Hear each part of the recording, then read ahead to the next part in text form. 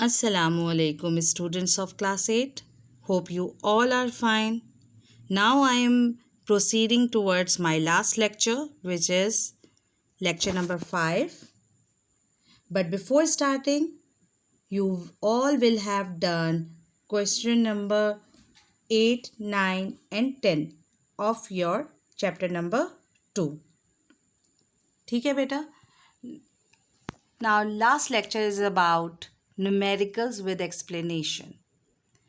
अब बेटा numericals start करते हैं। हमें जो ये न्यूमेरिकल्स हैं, ये प्रॉब्लम्स हैं, ये आपके पेज बुक के पेज नंबर 31 पे गिवन है। हम प्रॉब्लम नंबर 2.1 नहीं करते, वो हम 9th में इंशाल्लाह करेंगे। स्टार्ट करते हैं प्रॉब्लम नंबर 2.2 से, which is the mass of an electron is 9.11 into 10⁻³ kg। अब आप इसको कन्वर्ट करना है, convert it into gram, milligram and microgram में। तो अगर मैं आपको हमेशा बीइंग अ टीचर ये बताऊंगी कि डाटा किस तरह मेंटेन किया जाता है। जब भी आप क्वेश्चन पढ़ें तो उसमें जो भी न्यूमेरिक वैल्यू हो, जैसे 9.11 या 45 मिली पर सेकेंड, मीटर पर सेकेंड सॉरी, अगर गिवन हो तो आप उसको अंडरलाइन कर लिया करें। तो इसी तरीके से 9.11 इंटू 10⁻³ kg आप को गिवन है मास ऑफ एन इलेक्ट्रॉन।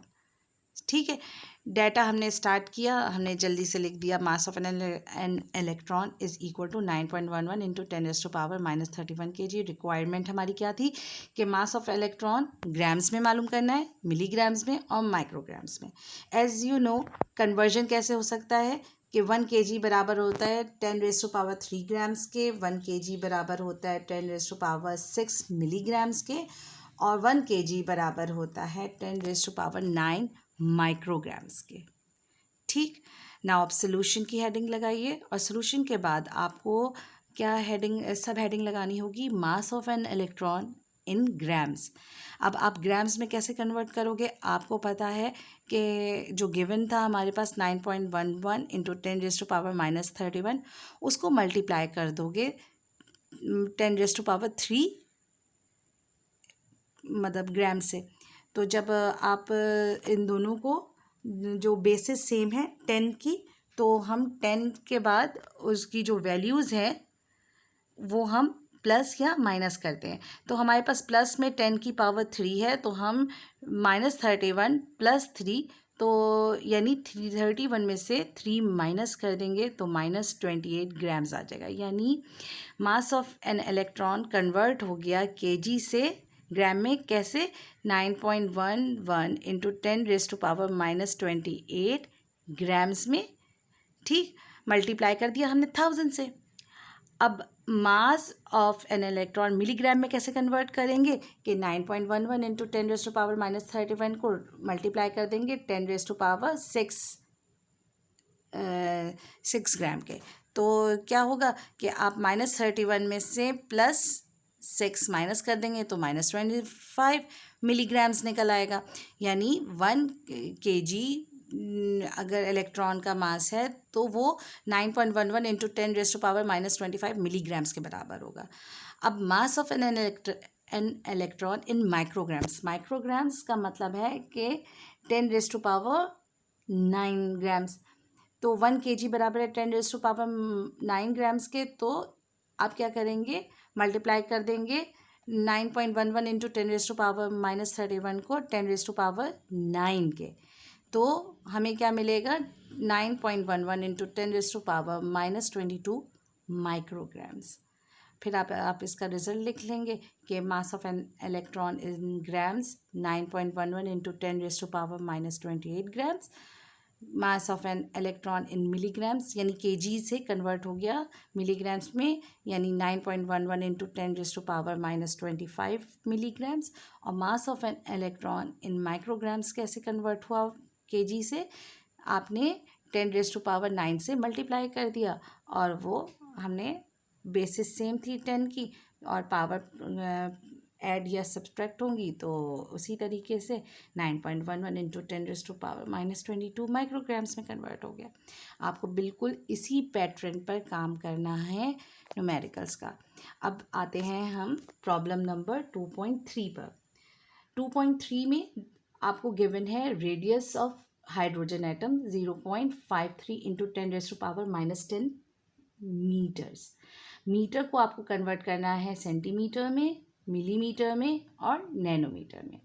तो आपको डाटा बना लेना है, जैसे कि मैंने आपको कहा कि न्यूमेरिक वैल्यूज़ को आप अंडरलाइन कर लीजिएगा। तो रेडियस ऑफ हाइड्रोजन एटम क्या हो गई 0.53 इंटू 10⁻⁻10 मीटर्स। आपको रिक्वायर्ड क्या है, सेंटीमीटर में कन्वर्ट करना है इसको, मिलीमीटर में और नैनोमीटर में। अब कन्वर्जन क्या होगी, 1 मीटर बराबर होता है 100 सेंटीमीटर के। तो हम इसे इस तरह भी लिख सकते हैं कि 10⁻² सेंटीमीटर। 1 मीटर बराबर होता है 1000 मिलीमीटर के, तो हम इसको लिख सकते हैं 10⁻³ मिलीमीटर्स। और 1 मीटर बराबर होता है 10�9 नैनोमीटर के। सही, 1 मीटर बराबर होता है 10�9 नैनोमीटर के। सो अब सोल्यूशन हम करते हैं। सोल्यूशन कैसे हम करेंगे, जाहिर है कि एक वैल्यू है, जैसे सपोज करें कि हम बड़ी से छोटी वैल्यू की तरफ अगर आते हैं तो हम उसको किसी भी वैल्यू को मल्टीप्लाई करते हैं। ठीक है, बड़ी से छोटी वैल्यू पर आने के लिए हम क्या करते हैं, मल्टीप्लिकेशन करते हैं। Converting from bigger unit to smaller unit we multiply, and converting from smaller to bigger unit we divide। ठीक है बेटा। सो सोल्यूशन क्या होगा बेटा, radius of hydrogen atom in centimetre कैसे निकलेगा, हम मल्टीप्लाई कर देंगे 10⁻² से। तो बेसिस सेम है 10 की, तो प्लस हम प्लस या माइनस करेंगे वैल्यूज़ को। तो 0.53 इंटू 10⁻⁻10 में से +2 आप निकाल दें तो -8 सेंटीमीटर, यानी रेडियस जो मीटर में था वो कन्वर्ट हो गया किस में, सेंटीमीटर में। अब इसी तरीके से आप मिलीमीटर में अगर आएंगे तो मिलीमीटर में हमें क्या करना होगा, 10⁻³ से 10⁻³ से पावर्स जो है क्या हो जाएगी, ऐड या सब्ट्रैक्ट होगी, बेसिस सेम है 10। तो इस तरह -10 में से आप +3 निकाल देंगे तो क्या बचेगा, -7 मिलीमीटर्स। यानी इधर radius of hydrogen atom convert हो गया किस में, मिलीमीटर्स में। यानी मीटर्स क्या था, 0.53 इंटू 10⁻⁻10 मीटर कन्वर्ट हो गया किस में, 0.53 इंटू 10⁻⁻7 मिलीमीटर्स में। अब हम आते हैं बेटा radius of hydrogen atom in nanometer. Nanometer का मतलब है 10⁹ मीटर्स। सही, नैनोमीटर्स। तो 1 मीटर बराबर होता है 10⁹ नैनोमीटर के। तो अब आप उसको कैसे कन्वर्ट करेंगे, मल्टीप्लाई कर देंगे 10⁹ से, आपको जो भी मीटर गिवन है। तो 0.53 इंटू 10⁻⁻10 मल्टीप्लाई बाय 10⁹ अब जब 10 में से -10 में से +9 निकालेंगे तो -1 बचेगा। तो इस तरह 0.53 इंटू 10⁻⁻1 नैनोमीटर बराबर होगा 1, यानी 0.53 इंटू 10⁻10 मीटर्स के। ठीक, अब आप इसका रिजल्ट लिख लेंगे, radius of hydrogen atom in centimetre, in millimetre and in nanometre. ठीक, now problem number 2.4, the time taken by an electron to complete one rotation about its nucleus is 0.5 into 10⁻⁻18 seconds. यानी एक complete rotation लेता है electron अपने nucleus के गिर्द चक्कर लगाने में, जो टाइम कंज्यूम करता है वो है 0.5 इंटू 10⁻⁻18 सेकेंड्स। अब इस टाइम को जो सेकेंड्स में है उसे कन्वर्ट करना है हमें मिनट्स में, आवर्स में एंड माइक्रो सेकेंड्स में। अब डाटा बना लें बेटा इसी तरीके से कि टाइम कितना कंज्यूम किया एक इलेक्ट्रॉन ने, वो 0.5 इंटू 10⁻⁻18 सेकेंड्स था। अब हमारी रिक्वायरमेंट क्या थी, इसको मिनट में कन्वर्ट करना है, आवर में कन्वर्ट करना है और सेकेंड में। सो कन्वर्जन क्या होगी बेटा, अब देखो सेकेंड छोटा यूनिट है और मिनट बड़ा यूनिट है, तो हम छोटे से बड़े यूनिट की तरफ आ रहे हैं, तो हम क्या करेंगे, डिवाइड करेंगे। तो 1 सेकेंड बराबर होगा 1 डिवाइडेड बाय 60 मिनट्स, और 1 सेकेंड बराबर होगा 1 डिवाइडेड बाय 60 इंटू 60, और 1 डिवाइडेड बाय 3600 आवर्स के। और नेक्स्ट जो हमारे पास कन्वर्जन है वो ये है कि अब सेकंड से माइक्रो सेकंड में आ रहे हैं, यानी अब बड़े से छोटे की तरफ आ रहे हैं। पहले हम छोटे से बड़े की तरफ आ रहे थे तो हम डिवाइड कर रहे थे, लेकिन अब हम बड़े से छोटे की यानी सेकंड से माइक्रो सेकंड की तरफ आ रहे हैं। तो 1 सेकंड बराबर होता है 10⁻6 माइक्रो सेकंड के। सही, अब सोल्यूशन स्टार्ट करते हैं बेटा। Time taken by N electron in minutes जो है हम डिवाइड कर देंगे, सही ना, जो भी होगा 60 से। तो जो आंसर आया हमारे पास उसको हम 0.5 को डिवाइड कर देंगे किससे, 60 से, तो आंसर आएगा 0.0083 इंटू 10⁻−18। अब हम क्या करेंगे बेटा, ये जो पॉइंट है जो 0.008 से हम पॉइंट को शिफ्ट करेंगे 8.3 पर। 8 यानी 3 नंबर्स जो है हम ख़त्म कर देंगे इसमें। तो क्या होगा कि मतलब वो पॉइंट को शिफ्ट करेंगे 8 के बाद, 3 नंबर्स के बाद, तो वो 8.33। अब कि जितने हमने नंबर्स पे शिफ्ट किया उतने हमारे पास हम पावर लगा देंगे, यानी 10⁻−3। यानी जब मूवमेंट ऑफ जो पॉइंट है वो इस तरफ हो, राइट साइड की तरफ हो, तो हम इसको माइनस में लिखते हैं। तो 8.33 इंटू 10⁻−18, बेसिस सेम है 10, और जो पावर्स हैं वो ऐड या सब्ट्रैक्ट होंगी, तो -18 -3 ऐड हो जाएगी, माइनस माइनस प्लस होता है, इसलिए 8.33 इंटू 10⁻−21 मिनट्स का ये टाइम मतलब कन्वर्ट होगा, यानी टाइम सेकंड से किस में कन्वर्ट हो गया, मिनट्स में। अब हम क्या करते हैं, छोटे से बड़े की तरफ जा रहे हैं तो जाहिर है डिवाइड करेंगे, आवर्स में कन्वर्ट करना है, तो 0.5 इंटू 10⁻−18 डिवाइडेड बाय 3600। 3600 से जब हम डिवाइड करेंगे 0.5 को तो आंसर आएगा 0.001388 इंटू 10⁻−18।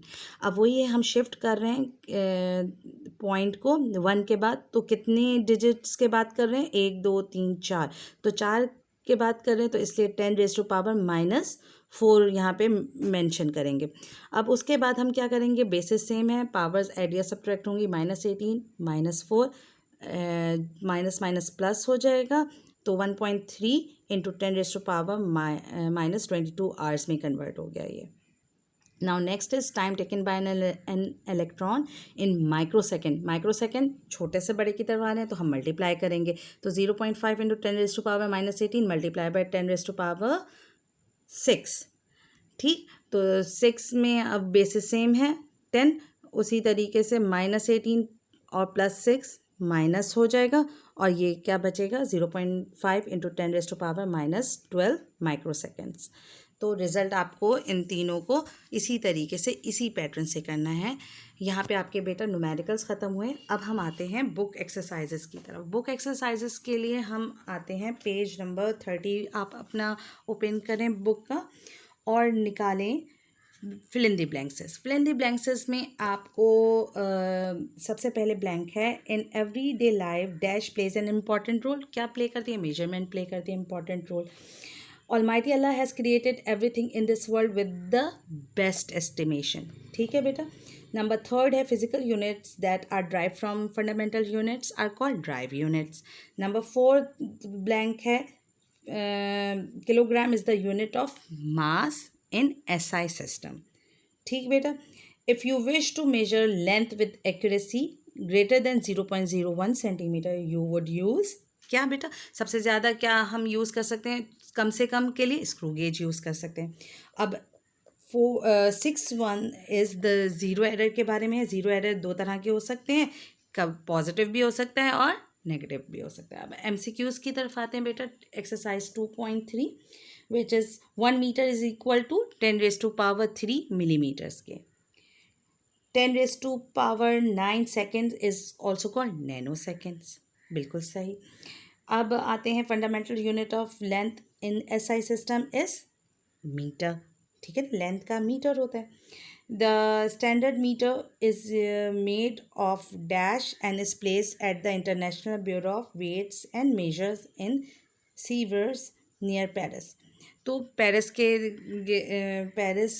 करीब जो जगह सीवर्स, वहाँ पर जो रखा गया था स्टैंडर्ड, वो प्लेटिनम एंड इरीडियम था. अच्छा जी, अब हम ट्विन फॉल्स की तरफ आते हैं बेटा. The fundamental unit of time in SI unit is minute. False है क्योंकि वो सेकंड होता है. The SI unit of acceleration is meter per second per second. बिल्कुल सही, मीटर पर सेकंड स्क्वायर होता है एक्सेलरेशन का SI unit. 1 nanosecond is equal to 10 raised to power minus 8. No, it is false. It is 10 raised to power 10 raised to power minus 9. Say, 100th of an millimeter cannot be measured correctly with the micrometer screw gauge. क्या ऐसा मुमकिन है? Yes, it is true. A physical balance is a device used for measuring weight. क्या wait को major करने के लिए physical balance किया जाता है? नहीं, फिजिकल बैलेंस मास को मेजर किया करता है. The fundamental unit of length in SI unit is centimetre. क्या ऐसा है? लेंथ का यूनिट क्या होता है? अभी हमने थोड़ी देर पहले बताया था बेटा, विच इज़ मीटर. तो ये फॉल्स होगा. अब आपको बेटा चैप्टर थॉरली पढ़ना है. आपको एक्सप्लेनेशन आप देखें, आप न्यूमेरिकल्स करें, फिल इन द ब्लैंक्स करें, एमसीक्यूज करें एंड ट्रू एंड फॉल्स करें इन योर कॉपी और register after the question answer. ठीक है बेटा, thank you. I hope you all understand it.